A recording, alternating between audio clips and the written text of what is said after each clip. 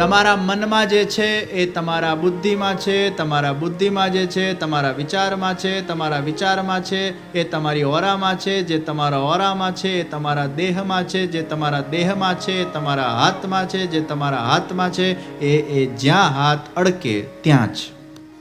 મને તો એવું લાગે છે આ જેટલા માળા બનાવતા લોકો હવેલીમાં આવે એ બધાને વોકમેન આપી દેવું જોઈએ. આ દુનિયામાં કોઈના પગલા સારા કે ખરાબ હોતા નથી. આપણા ભાગ્યના પ્રમાણે આપણને ફળ મળે છે. તો જે ભાવથી તમે રસોઈ બનાવશો એ ભાવ એ રસોઈમાં આવશે. માળાજી કરતી વખતે પણ મૌન રાખો, રસોઈ બનાવતી વખતે પણ મૌન રાખો, ભોજન કરતી વખતે પણ મૌન રાખો. ભગવાનના ભજન કરતા કરતા, ભગવાનનું સુમિરન કરતા કરતા જે રોટલી બનાવવામાં આવે એમાં મીઠાશ આવે. એટલે જ્યારે રોટલી બનાવો શ્યામ સુંદરનું ધ્યાન કરો. મનમાં શ્રી કૃષ્ણ શરણમ મમ, શ્રી કૃષ્ણ શરણમ મમ, શ્રી કૃષ્ણ, અને એ વાઇબ્રેશન રસોઈમાં આવશે. તમે જે કંઈ પણ કરો બસ મનમાં એવો ભાવ રાખો, મેરે પ્રભુ મુજે દેખ રહે. આપણે જ્યારે ખોટું કરીએ છીએ ને ત્યારે આપણા મનમાં આ વિચાર નથી હોતો કે ભગવાન આપણને જોવે છે. જો આપણા મનમાં આ વિચાર આવી જાય કે ભગવાન મને જોઈ રહ્યો છે તો આપણે ખોટું કરતા પહેલા 10 વાર વિચારીએ કે આ ખોટું હું કરીશ તો મારા ઈશ્વરને ગમશે.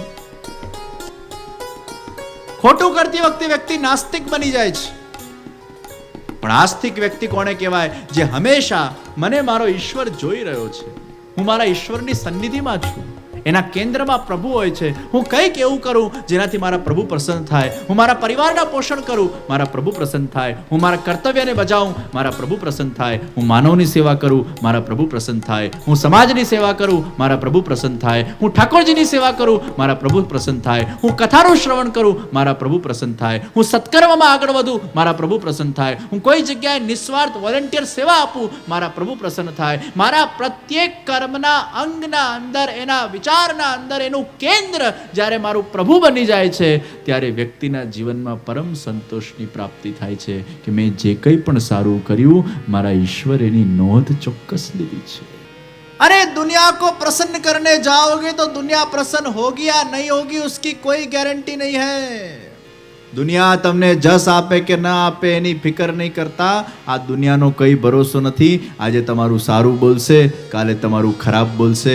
તમારાથી એને લાભ થશે તો તમારા બનીને રહેશે, તમારાથી નુકસાન થશે તો તમને તરછોડીને જતા રહેશે.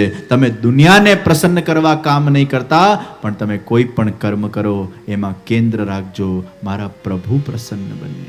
ભગવાનના દરબારમાં એની નોંધ લેવાય. દુનિયાનો તો કોઈ ભરોસો. આજે સારું રાખે ને કાલે આપણા સાથે ખરાબ વ્યવહાર કરી નાખે, સ્વાર્થ પૂરો થાય ને આપણને તરછોડી દે, એ દૂધમાંથી માખી કાઢીને એવો ફેંકી દે, આપણને ઓળખતો ના હોય. દુનિયાનો કોઈ ભરોસો પણ ઈશ્વર. એટલે જ આપણે ઠાકોરજી સામે શું કહીએ છીએ? મન વાણીને કર્મથી ભગવાન કઈ ભૂલ થઈ હોય તો માફ કરજે. સૂર્યસ્ય મામન્યુષ્ય મન્યુપતયશ્ચ મન્યુકૃતેભ્યો પાપેભ્યો રક્ષંતામ યદ્રાત્ર્યા પાપમ કાર્ષમ મનસા વાચા હસ્તાભ્યામ પદભ્યામ મુદ્રેન શિષ્ણા રાત્રિસ ધવલમ પતુ યત કિંચિત દુરિતમ મૈદમામ મૃત્યોનો સૂર્યે જ્યોતિષી જુહોમિ સ્વાહા. મનસા વાચા હસ્તાભ્યામ, મનથી, વાણીથી, કર્મથી. તમને એમ લાગે છે કે તમે જે વિચારો છો ભગવાન સુધી નથી પહોંચતા? અરે આપણા મનનું ડાયરેક્ટ ભગવાન સાથે ડાયલિંગ છે. તમે જે વિચારો છો એ ઠાકોરજી સુધી પહોંચે. એટલે જ મનથી ઘણીવાર દોષ થતા હોય, વાણીથી દોષ થતા હોય, ઘણીવાર કર્મથી દોષ થતા હોય. હે પ્રભુ, મન વાણી કર્મથી જે દોષ થયા, અને તું મને સારા વિચાર આપજે, તારા વિચાર આપજે, તો પરમાત્મા हमारा केंद्र बनना चाहिए, सत्य हमारा केंद्र बने. सत्य ही शाश्वत है, सत्य ही परमात्मा है, सत्य ही अनूठा है. ब्रज मंडल के अंदर सत्य रूप पूर्ण पुरुषोत्तम श्रीनाथ जी बाबा का मंगल प्रागट्य हुआ. गुरु और गोविंद का मिलन हुआ, અને બધાનું કેન્દ્ર એ શ્રીનાથજી બાબા બન્યા છે. સર્વ વ્રજવાસીઓ ઠાકોરજીના દર્શન કરવા રોજ જાય. સર્વના મનમાં, હૃદયમાં, વિચારોમાં કઈ રીતે અમે ભગવાનને સુખ આપી શકીએ એ વિચારો એમના કેન્દ્ર બન્યા છે. અને જે તમારું કેન્દ્ર હશે એ જ તમારા વિચાર હશે. કુમ્મનદાસજી ભગવાનના પ્રિય સખા, અને રોજ કુમ્મનદાસજીના સાથે ભગવાન ખેલવા પધારે. કુમ્મનદાસના ખભા પર ભગવાન બેસે. સાક્ષાત ભગવાન લીલા કરવા માટે પ્રગટ થયા છે, સાક્ષાત્કાર પ્રદાન કરી રહ્યા છે. કુમ્મનદાસના ખભા પર બેસીને બંને ચરણારવિંદ ભગવાનના લટકતા છે. બંને ચરણારવિંદને બે હાથથી કુમ્મનદાસ ઝાલી રહ્યા છે. એ ભગવાનના દિવ્ય કોમલ ચરણારવિંદનો એક કોમલ સ્પર્શ કુમ્મનદાસજીના મન બુદ્ધિને પાવન કરી રહ્યું છે. એ ભગવાનના બંને હસ્ત કુમ્મનદાસના મસ્તક પર છે, અને ભગવાનનું મુખારવિંદ શોભાયમાન થઈ રહ્યું છે. એ સુંદર કમલ નયન, નાસિકા અદ્રોષ્ટ, એ ઘુંઘરાલા ભગવાનના વાળ, એ ભક્ત અને ભગવાનની આ સવારી કોઈક જીવ પર કૃપા કરવા માટે આગળ વધી રહી છે.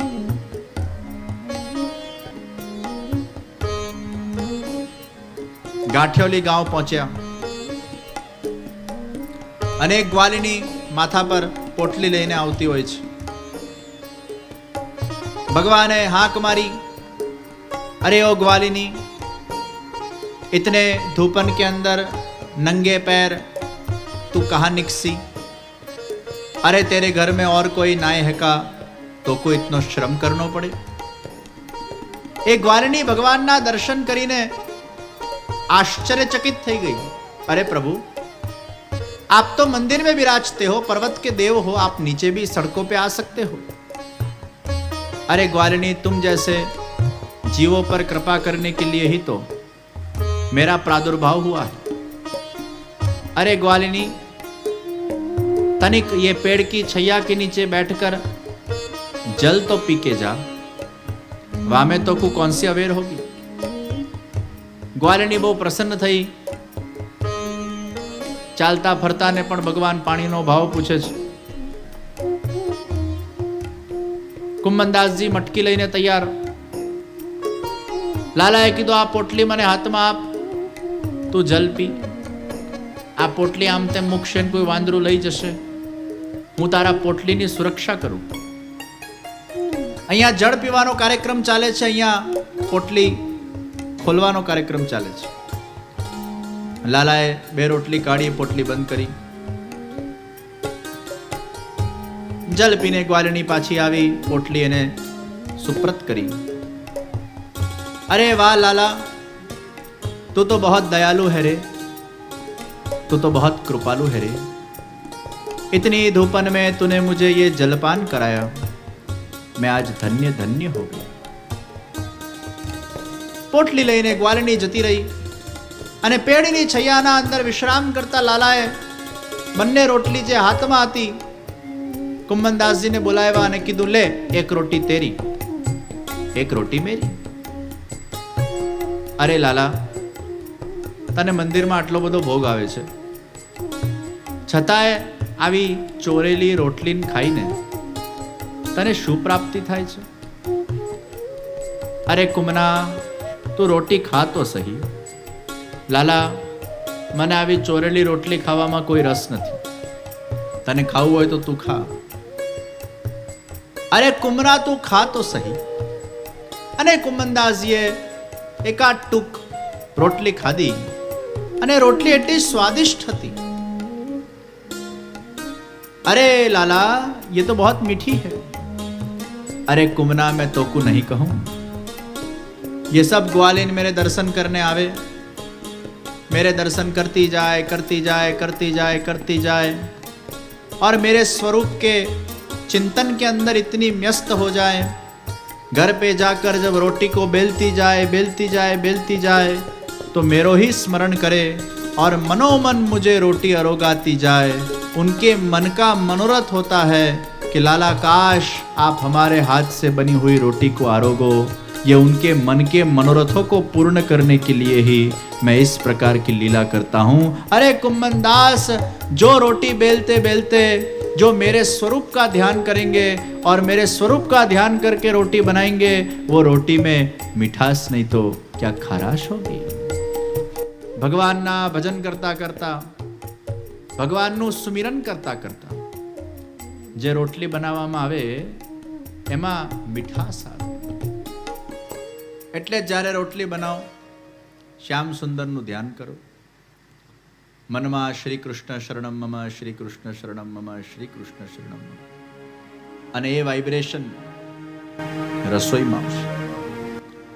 તમારા મનમાં જે છે એ તમારા બુદ્ધિમાં છે, તમારા બુદ્ધિમાં જે છે તમારા વિચારમાં છે, તમારા વિચારમાં છે એ તમારી ઓરામાં છે, જે તમારા ઓરામાં છે એ તમારા દેહમાં છે, જે તમારા દેહમાં છે એ તમારા હાથમાં છે, જે તમારા હાથમાં છે એ જ્યાં હાથ અડકે ત્યાં જ આખું આ હસ્ત બહુ મોટી માયા છે. એટલે સેકન્ડ આપણે હિન્દુ સંસ્કૃતિમાં નિષેધ કરો, વાત જુદી છે. બે હાથ જોડવા એટલે આપણી સમસ્ત શરીરની જે ઉર્જા છે, શરીરની જે એનર્જી છે, આખા શરીરને રેપ્રેઝન્ટ આપણા બે આ હાથ કરે છે અને માથું કરે છે. એટલે બે હાથ જોડીને જ્યારે આપણે ભગવાનને માથું ઝુકાવીએ એટલે આખા શરીરનું આપણે સમર્પણ કરીએ છીએ.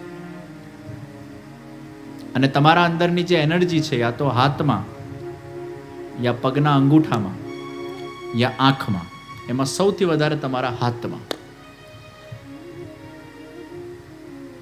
આપણે ચરણ સ્પર્શ કરીએ છીએ એટલે પગના અંગૂઠામાંથી એનર્જી લઈએ છીએ. વડીલોના ચરણ સ્પર્શ કરીએ, ગુરુજનોના ચરણ સ્પર્શ કરીએ, ઠાકોરજીના ચરણ સ્પર્શ કરીએ. વડીલોની ચરણ સેવા કરવાનું પણ પુણ્ય છે.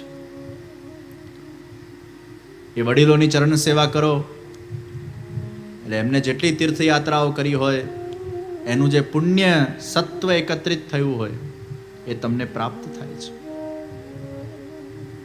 એટલે તમારા પાસે બહુ ધ્યાન, અનુષ્ઠાન, મંત્ર, તીર્થયાત્રાઓ કરવાનો બહુ ટાઈમ ના હોય તો જે કરતા હોય એના પાસે 5 મિનિટ બેસી જવાનું એટલે થોડું ઘણું તમને મળી જાય. એમાંથી કંપનીમાં કંપનીવાળા મહેનત કરે પણ તમે એકાદ નાનો શેર લઈ રાખેલો હોય તો ડિવિડન્ડ મળ્યા કરે. એમ જે લોકો તપ કરતા હોય, અનુષ્ઠાન કરતા હોય, યજ્ઞ કરતા હોય, ભગવાનની સેવા કરતા હોય, એના સાથે ક્યાંક આપણે જોડાઈ જઈએ તો નાના મોટા ડિવિડન્ડ્સ આપણને પણ મળ્યા કરે, નાના મોટા પુણ્ય આપણને પણ મળ્યા કરે, આશીર્વાદો આપણને મળ્યા કરે. એટલે પછી આપણે કદાચ ન કરીએ તો ચાલે પણ એમાંથી આપણને મળી જતું હોય છે. તો તમારા દેહની જે એનર્જી છે એ તમારા હાથમાં, પગમાં અને આંખમાં. એટલે નજર નથી લાગતી, એ આંખથી લાગે છે. અને નજર પાછી બે પ્રકારની, સારી ખરાબ. કોઈની સારી નજર લાગે, કોઈની ખરાબ નજર લાગે. તો જેના અંદર જે એનર્જી હશે એ એનર્જી આપશે. અને એટલે જ આપણે શેખેન્ડ નથી કરતા, એમાં એનર્જીનો આપલે થાય છે. આપણે આપણી એનર્જી જેવા તેવાને નથી આપતા. એ એનર્જીને આપણે સંયમિત રાખીએ છીએ, સંગ્રહિત રાખીએ છીએ. એટલે આપણે હાથ જોડીએ છીએ, એનર્જીને બંધ રાખીએ છીએ, આપી નથી દેતા. એક તો આમે માંડ ભેગી કરેલી એનર્જી હોય ને પછી બધાને આપતા ફરો તો તમે ખાલી થઈ જાઓ. Energy transformation is blessings. તમે કોઈના માથા પર તમારો જમણો હાથ મૂક્યો અને વેલ વિશ આપી એટલે તમારા મનમાં જે શુભ ભાવ હતા, જે તમારી સાત્વિકતા હતી એ તમે સામેવાળાને પ્રદાન કરી. એટલે transformation of your positive energy into an individual that is called as blessings. It's energy transformation. અને એટલે જ કોઈના પહેરેલા કપડાં પહેરવા નહીં, વાપરેલો કાસ્કો વાપરવો નહીં, પહેરેલા પગરખા પહેરવા નહીં, અને કોઈનું જૂઠણ ખાવું નહીં. આ 4 વસ્તુ. તમે પહેરેલા કપડાં પહેરો એટલે એની એનર્જી તમારામાં આવી જાય, ભાઈ સારી હોય ખરાબ હોય. એટલે સારા લોકોના પહેરેલા કપડાં પહેરાય જેનાથી તમારામાં સાત્વિકતા આવે. આપણે ઠાકોરજીના પ્રસાદી ઉપરના પહેરીએ, પ્રસાદી વસ્તુ ગ્રહણ કરીએ, આપણે ઠાકોરજીનું જૂઠણ ખાઈએ જેથી ઠાકોરજીના વાઇબ્રેશન આપણામાં આવે, ઠાકોરજીની પ્રસાદી વસ્તુ ગ્રહણ કરીએ. પણ જેવા તેવાના પહેરેલા કપડાં પહેરો, જેવા તેવાના ખાધેલી વસ્તુ ખાઓ, તે ડિસ્ટર્બન્સ ઊભું કરશે. એટલે જૂઠણ ભગવાનનું લેવાય, પોતાના હજી પ્રેમીનું લેવાય. પહેલાના જમાનામાં તો પેલા પત્ની પતિની થાળીમાં જમવા બેસતી, એટલે પતિ માટે ભારોભાર પ્રેમ જાગૃત થતો. તમે જેનું જૂઠણ ખાશો ને એના માટે પ્રેમ જાગૃત થશે.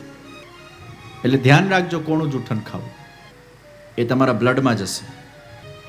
તો નિશ્ચિત તમે કોનું જૂઠણ ખાઓ છો એના આધાર પર નક્કી થાય, તમને એના માટે પ્રેમ થશે. તો ભગવાનનું જૂઠણ આપણા ત્યાં ખાવાની મહાપ્રભુજી આજ્ઞા કરી. પ્રસાદ અસમર્પિત વસ્તુનામ તસ્માદ વર્જનમાચરેત. અસમર્પિત વસ્તુનામ તસ્માદ વર્જનમાચરે. ભગવાનને ભોગ ધર્યા વગરની વસ્તુનો ત્યાગ કરવો. બને એટલું ભોગ ધરેલું ખાવું, બને એટલું ભગવાનનું જૂઠણ ખાવું. તમે જેટલું ભગવાનનું જૂઠણ ખાતા જશો, તમારું દેહ, તમારું લોહી આખું પ્રસાદી બનતું જશે. અને યાદ રાખજો, જેમ જેમ તમારું લોહી પ્રસાદી બનતું જશે, પછી જુઓ તમારું મન, તમારું ચિત્ત, તમારો બુદ્ધિ, તમારા વિચારો એ ભગવાનમાં એકાગ્રિત થાય છે કે નહીં. આ ઘણા લોકો પૂછે છે ને, ભગવાનમાં કેમ મન લાગતું નથી? એનું કારણ છે, સેવા કરતા હોય, પ્રસાદી ખાતા ના હોય. સેવા કરો, સત્સંગ કરો, સ્મરણ કરો, પ્રસાદી ભોજન કરો, આ બધા જ પરેજીઓ પાડો. ગોળી ખાઓ છો પણ પરેજી ન પાડો તો એ ગોળી અસર એટલી કરતી નથી જેટલી કરવી જોઈએ. એમ ગોળી સાથે પરેજી પડાવી જોઈએ. એમ ઠાકોરજીની સેવા સાથે જ્યારે પ્રસાદી ભોજનનો વ્યક્તિ આગ્રહ રાખે છે, ત્યારે જ જઈને એનું આખો મન, ચિત્ત, રસ, એના દેહના વિષયો, એના સેલ, એનું બ્લડ, એ બધું જ ભગવદમય બને છે. એના રોમ રોમ પ્રસાદી બને છે. અને પછી એના ચિત્તનો નિરોધ એ ભગવાનમાં ચોક્કસ. અને આ એક્સપેરિમેન્ટ થયેલો વિષય છે. અમેરિકાના હ્યુસ્ટન ગામમાં એક પતિ ભગવાનને માનતા જ નહોતા, પણ સારા પતિ હતા. પત્નીને બધું કરવા દે. તો પત્નીની સકડી ભોગની સેવા, પહેલા મિશ્રી ભોગ કરતા, પછી દૂધગર કરતા, પછી પતિએ કંઈક હાક પાડી હશે એટલે સકડી કરવા લાગ્યા. તો સખડી ભોગની સેવા એટલે હવે ઠાકોરજીનો પ્રસાદ પહેલા ટેબલ પર તો આવે જ, ડાઇનિંગ ટેબલ પર. ભલે પેલો ભગવાનને માને નહીં, ભગવાનના દર્શન ન કરે, ભગવાનને પ્રણામ ન કરે, પણ ખાવાનું તો એ જ ખાશે જે ભગવાને પ્રસાદી કર્યું છે. તો 1 દિવસ, 2 દિવસ, 3 દિવસ, 4 દિવસ, 5 દિવસ, 6 દિવસ એમ કરતા કરતા 8 થી 10 મહિના પ્રસાદી ભોજન એના પતિ ખાતા ગયા. 11મા મહિને કોણ જાણે એને શું થયું, સીધા ભગવાનના મંદિરમાં જઈને સાષ્ટાંગ દંડવત પ્રણામ કરવા લાગ્યા. ઠાકોરજીની સેવામાં રતપ્રત થવા લાગ્યા, વાંચન કરવા લાગ્યા. અને અત્યારે એટલા જ્ઞાની થઈ ગયા પુષ્ટિ માર્ગના કે ત્યાંની હવેલીમાં 16 ગ્રંથ ઉપર ક્લાસીસ ચલાવે છે અને બીજા લોકોને પુષ્ટિ માર્ગના અંદર આગળ વધારવા માટે પ્રેરિત કરી રહ્યા છે. વિચાર કરો, પ્રસાદી ભોજનમાં કેટલી તાકાત છે. તો ભગવાનનું જૂઠણ તમે ખાતા જશો તો ભગવાન માટે ભાવ અને પ્રેમ તમારો વધતો જશે. તો જે ભાવથી તમે રસોઈ બનાવશો એ ભાવ એ રસોઈમાં આવશે. માળાજી કરતી વખતે પણ મૌન રાખો, રસોઈ બનાવતી વખતે પણ મૌન રાખો, ભોજન કરતી વખતે પણ મૌન રાખો. આ ઘણા ફૂલઘરમાં પેલા માળાજી બનાવવા બહેનો બેસે ને, એટલી બધી વાત કરે. એ બધાને જૈન મુનિ બનાવવા જેવા છે, પણ એમાંય પાછા બોલ કરે. આ પટ્ટો બાંધ્યો તો એ બોલે. એના કરતા મૌન લઈને આવો, ભગવત ગુણગાન, શ્રી કૃષ્ણ શરણમ મમ. મને તો એવું લાગે છે આ જેટલા માળા બનાવતા લોકો હવેલીમાં આવે એ બધાને વોકમેન આપી દેવું જોઈએ. સૌ નામ વ્યસ્ત, કાનમાં ભૂંગળું નાખીને બેસી જાય, કીર્તન સાંભળ્યા કરે, માળાજી કર્યા કરે, કોઈ નડે જ નહીં. આ બધી પ્રથાઓ પુષ્ટિમાર્ગમાં ચાલુ કરવી જોઈએ. કેમ વોકમેન પહેરીને માળાજી ના થાય? એ એડવાન્સ ટેકનોલોજીનો યુઝ થવો જોઈએ. આ દુનિયાના અંદર બધા લોકો આ બધા, હું આ ક્રિકેટરોને ઘણી વાર જોતો, પેલા આમ ફ્લાઇટમાં જાય ને, બસમાં બેઠા હોય ને, અને પછી પેલું ન્યૂઝમાં આવે ઘણી વાર, હું જોઉં આ લોકો વાત કરતા નથી હોતા ને, ભૂંગળું નાખીને જ બેઠા હોય, સૌ ના વ્યસ્ત, કિસી કો પડી નહીં કોણ ક્યાં કરતા હે ક્યાં બોલતા, કોઈ વાત નહીં ચિત્ત નહીં, ભૂંગળું નાખીને બેઠા હોય, સૌમાં વ્યસ્ત. એટલે આ માળાજી બનાવનાર જેટલા બહેનોને વોકમેન આપી દેવા જેવા છે. નાખો ભૂંગળું, કીર્તન સાંભળો, માળાજી કરતા જાઓ. કોઈ વાતચીત કરવી હોય પછી ઘેર જાઓ એકબીજાના, પણ માળા કરતી વખતે અરે કુમના, जो रोटी बनाते बनाते मेरे स्वरूप का स्मरण होगा, चिंतन होगा, उसमें मिठास नहीं तो क्या खाराश हो. भगवान श्रीनाथजी વ્રજના અંદર પોતાની દિવ્ય લીલાઓને સાકાર કરે છે. ગિરિરાજની તળેટીમાં ઘણા બધા ગામો, એમાંનું એક ગામ સખીતારા ગામ, અને સખીતારા ગામમાં માંડલિયા પાંડે નામનો બ્રાહ્મણ રહે. એના ત્યાં નવી પરણાવેલી વહુ આવી, અને વહુ જ્યારે ઘરમાં આવી ત્યારે તો બધાએ ખૂબ એના વખાણ કર્યા કે વહુ સારા પગલાં લઈને આવી છે.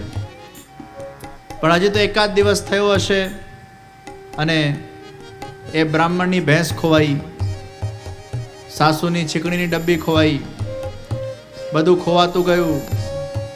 એટલે પછી બધા કહેવા લાગ્યા, આ વહુના પગલાં સારા નથી, ખરાબ છે. બિચારી વહુને ટોકવા લાગ્યા, કોસવા લાગ્યા. આ દુનિયામાં કોઈના પગલાં સારા કે ખરાબ હોતા નથી. આપણા ભાગ્યના પ્રમાણે આપણને ફળ મળે છે. અરે ગયા જન્મમાં તે કદાચ તારી પત્નીને ખૂબ હેરાન કરી હોય, તો આ જન્મમાં પત્નીના પગલાં પડતા તું હેરાન થાય, એ તારું જ તું ભોગવે છે. અને આ દુનિયામાં શા માટે સ્ત્રીઓને જ કોસવામાં આવે છે? પુરુષો તો બધા દૂધથી ધોયેલા ભાગ્ય લઈને આવ્યા છે. સ્ત્રીઓના પગલા સારા અને સ્ત્રીઓના પગલા ખરાબ. હા, નિશ્ચિત કોઈ આપણા માટે લકી અનલકી હોઈ શકે, પણ એમાં એને કોસવાની જરૂર નથી. એ આપણું જ આપણે ભોગવીએ છીએ. નિમિત્ત કારણ કોઈક બને છે, સૂચક કારણ કોઈક બને છે, એમાં એનો કોઈ વાંક ગુનો નથી, આપણો જ વાંક ગુનો છે. આપણા જ કર્મનો દોષ છે, આપણા જ ભાગ્યનો દોષ છે.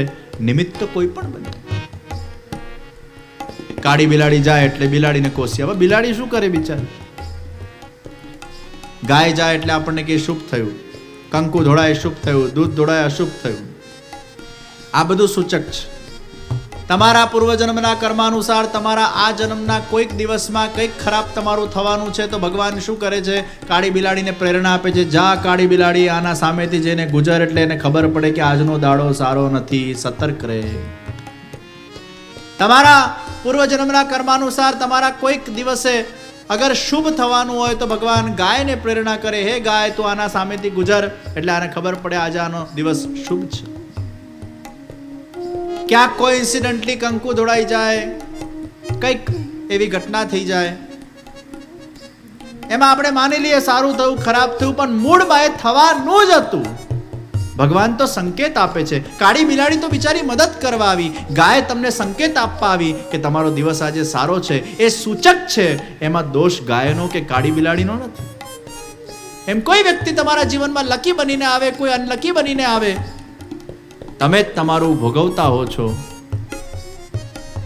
પણ કોઈને આપણા સ્વાર્થ માટે થઈને હેરાન કરવું, હેરેસ કરવું, એ પણ એક ગુનો છે. Mental harassment is a big crime. તમે કોઈને શરીરથી મારી નાખો એ તો ક્રાઇમ છે જ, પણ તમે કોઈકના મનને મારી નાખો એ પણ એક ક્રાઇમ છે. તમે કોઈનું દિલ દુખાવો, તમે કોઈને હર્ટ કરો, એ પણ એક ક્રાઇમ છે. અને એટલે જ કહેવામાં આવ્યું, આપણા સુખ દુઃખ માટે થઈને કોઈ બીજાને આપણે હેરાનગતિ નહીં કરવી. તારા કારણે આવું થયું, તું જ મારા જીવનમાં પનોતી છે, તું જ અનલકી ફેક્ટર છે. કોઈ લકી અનલકી નથી ભાઈ, સૂચક છે. એ વહુને શ્રીનાથજી બાબામાં ખૂબ આસ્થા અને આસક્તિ. એને શ્રીનાથજીની માનતા લીધી, હે પ્રભુ, આપના માટે કોઈ ભેંસને શોધી કાઢવી બાયા હાથનો ખેલ છે. આ ભેંસને આપ પાછી શોધી આપો, હું 10 શેર માખણ આપને ભોગ કરીશ. અને શ્રીનાથજી બાબાની જ્યાં બોડા ભાવે આ વહુએ માનતા લીધી. ત્યાં શ્રીનાથજી બાબા જ્યાં પણ બિરાજતા હતા ત્યાંથી દોડતા ગયા, એની ભેંસને પાછી મોકલી. અને જ્યાં ભેંસના પગલા પાછા ઘેર પડ્યા એટલે બધા સાસરિયાઓ બોલ્યા, આ વહુ તો આપણા માટે બહુ લકી છે. ખોવાયેલી ભેંસ ભાગ્ય પાછી આવે. અરે વહુ, તારા તો ભાગ્ય કહેવાય, તું અમારા ઘેર આવી. પાછી છીકડીની ડબ્બી મળી ગઈ. બધું સારું થવા લાગ્યું. અને સારું થવા લાગ્યું તો વહુ સારી, ખરાબ થવા લાગ્યું તો વહુ ખરાબ. વહુને ખબર પડી ગઈ આ બધા સાસરિયાઓ સ્વાર્થી છે. મેરા સનાતન સંબંધ મેરે પ્રભુ કે સાથ હૈ. એમને મારી મદદ કરી. વહુના ઘરમાં માખણની રેલમ છેલ હતી. હવે તો સાસુએ માખણ કાઢવાની જવાબદારી પણ વહુને આપી દીધી. એક એક શેર રોજ ગપચાવતી જતી અને 10 દાડે 10 શેર માખણ તૈયાર. ડબ્બો ભરાયો. ઘરમાં કોઈ નહોતું અને માખણનો ડબ્બો લઈને બહાર નીકળવા ગઈ તો પડોશી ચાપલો બન્યો. ક્યાં હાલ્યા? વહુને થયું આ પાછો પડોશી કંઈક ઊંધા છતાં કાન ભમરશે સાસુને. સાસુ ઊંધું છતું વિચારશે. એ ડબ્બો લઈને પાછી અંદર આવી ગઈ. ઘણા પડોશીઓ સારા હોય ને ઘણા પડોશીઓ વિચિત્ર હોય. દુનિયાને લોટરી લાગે એમાં આપણને વાંધો ના હોય, પણ જ્યાં આપણે પેપરમાં વાંચીએ કે બાજુવાળાને લોટરી લાગી તો આપણા મનમાં એવો વિચાર આવે કે નસીબ એક દરવાજું ચૂકી ગયું. હા, બાજુમાંથી ક્યાંક આપણા પર આવી જતી. અને બાજુવાળો સુખી થાય એને પાછો બહુ મજા ના આવે. આ દુનિયા સુખી થાય એને વાંધો નહીં, બાજુવાળો કંઈક વધારે. આમ બાજુવાળા કામે લાગતા હોય, પેપર પાછા બાજુવાળા અલગ અલગ મંગાવે પછી શેર કરે એટલે 2 પેપરને સબસ્ક્રાઇબ કરવા ના પડે. ખર્ચો બચાવે ખરા પાછા. બહુના મનમાં થયું હવે હું કઈ રીતે મારા શ્યામ સુંદર સુધી પહોંચું. શ્રીનાથજી બાબાની ભક્તિ કરતા ચિંતન કરવા લાગી. હે શ્યામ સુંદર, अब आप ही मेरे गृह पधारो. आप तो सबका उद्धार करते हो, सबका कल्याण करते हो, सबके घर घर पधारते हो, पधरामणी करते हो, तो आज मेरे घर भी पधारो और ये मक्खन का डिब्बा लेकर आप पधारो. હજી તો બહુ બધા વિચારોમાં હતી, ચિંતનમાં હતી અને અચાનક દરવાજા ઉપર ખટખટનો અવાજ આવ્યો. અને જ્યાં ખટખટનો અવાજ આવ્યો અને વહુએ બારણાને ખોલવા ગઈ ત્યાં તો 7 વર્ષનો સાવરો સાક્ષાત શ્રીનાથજી બાબા એ વહુના દ્વાર પર આવીને ઊભા છે. ભગવાન શ્રીનાથજી સાક્ષાત દ્વાર પર આવીને ઊભા રહ્યા અને હાથ પકડીને વહુ અંદર લાવે છે, બાજોટ પર વિરાજમાન કરે છે. અરે श्याम सुंदर, आज आप मेरे जैसे निष्कंचन के वहां पधारे, ये मेरा सद्भाग्य है. अपलक नेत्रे भगवानના દર્શન કરતી જાય, પોતાના ભાગ્યની સરાહના કરતી જાય અને બસ શ્યામ સુંદરને કહે છે મેં यूं गई और यूं आई. રસોડામાં ગઈ ડબ્બો લેવા અને વહુના આંખમાંથી અશ્રુની ધારા વહેવા લાગી. વહુના એક આંખમાંથી પ્રેમના અશ્રુ વહે છે અને બીજી આંખમાંથી દુઃખના અશ્રુ વહે છે. એક આંખમાંથી સંયોગના અશ્રુ વહે છે અને બીજી આંખમાંથી વિયોગના અશ્રુ વહે છે. प्रश्न हो, संयोग और वियोग एक साथ हो सकता है? તમે એક ક્ષણમાં સુખી થાઓ અને બીજા ક્ષણમાં દુઃખી થાઓ. સુખ અને દુઃખ એક સાથે રહી શકે? દિવસ અને રાત એક સાથે રહી શકે? તડકો અને વરસાદ એક સાથે રહી શકે?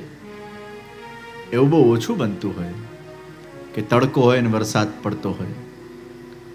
સુખ અને દુઃખની લાગણી એક સાથે કેવી રીતે અનુભવાય?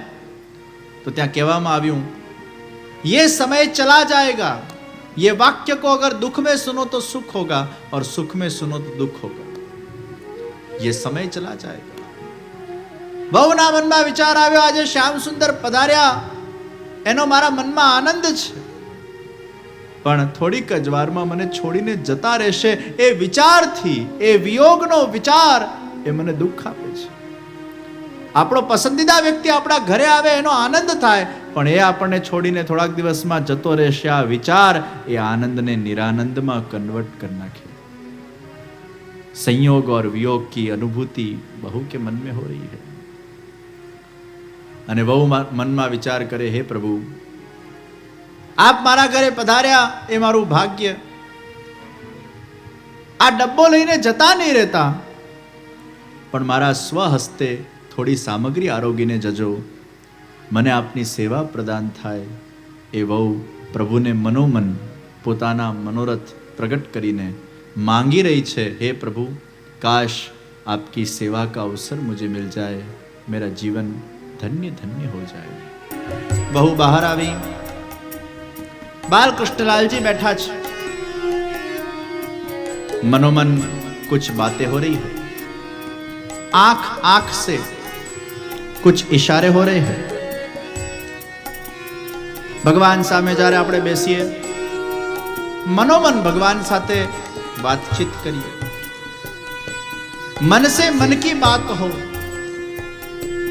भगवान के दिव्य सुदर्शन हो, दर्शन करते करते प्रभु से प्रभु की बात हो. और इसलिए कहा गया ये सामान्य योग नहीं, अरे ये तो साकार योग है.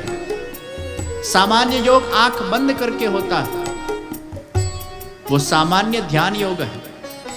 ये साकार स्वरूप का योग वो तो आंख खुली रखकर होता है. जो साकार स्वरूप का ध्यान योग हुआ, गोपियों को चाहुआ और उनको भगवान के दर्शन होते थे. आंखें खुली हो या बंद हो, भगवान का एकाकार होता था. भगवान का सुमिरन उनके मन के अंदर सदैव विद्यमान रहता था. सेवा उसी को कहते हैं जहां हम प्रभु को मिलते हैं, उनसे उनकी बातें करते हैं.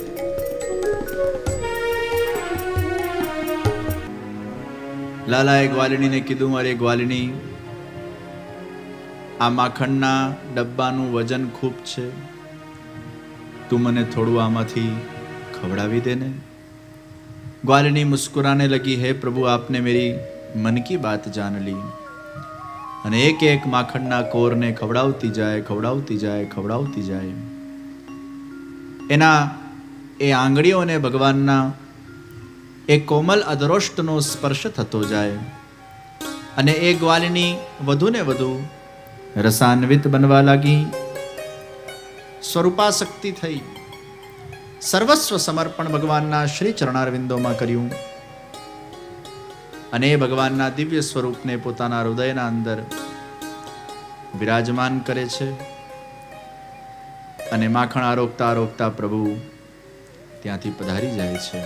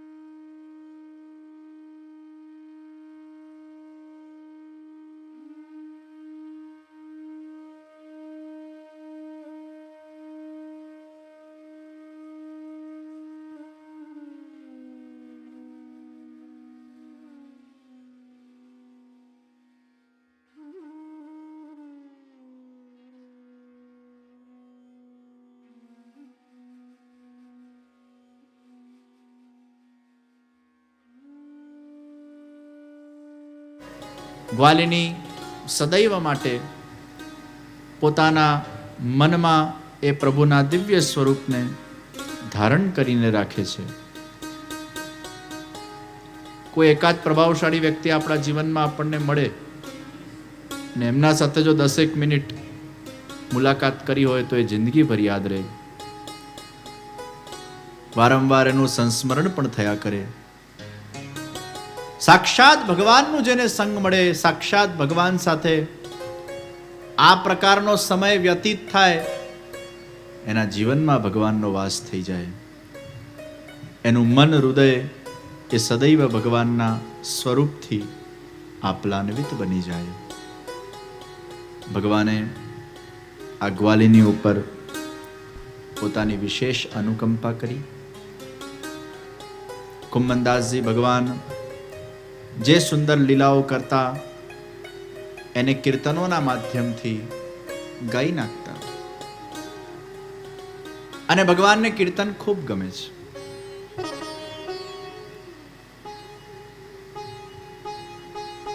ભગવાન શ્રીનાથજી બ્રજ ભક્તોના ઘરે ઘરે પધારે છે, સાક્ષાત લીલાઓ કરે છે. અને એ વખતે સર્વને જે પ્રકારની અનુભૂતિઓ થઈ હશે એ અવિસ્મરણીય છે. જેને ઠાકોરજીમાં ભાવ છે, પ્રેમ છે, અને એ અગર પ્રેમપૂર્વકની સેવા કરે છે તો નિશ્ચિત એના જીવનમાં ક્યારે ને ક્યારે કોઈને કોઈ ઘડીએ, કોઈને કોઈ ક્ષણે ભગવાને એને કંઈક સ્વાનુભૂતિ તો કરાવી જ હશે. પછી કોઈ વાર સ્વપ્ન દ્વારા કરાવે, કોઈ વાર પ્રત્યક્ષ કરાવે, કોઈ વાર આમ જારી ખાલી થઈ જાય ને આપણને થાય આ કંઈક ભગવાને જારી પીધી. પછી પાછા પેલા ઘેર જે વરજી હોય એ ચેક કરે કે કાણું વાણું તો નથી ને. પછી એને વિશ્વાસ આવે ને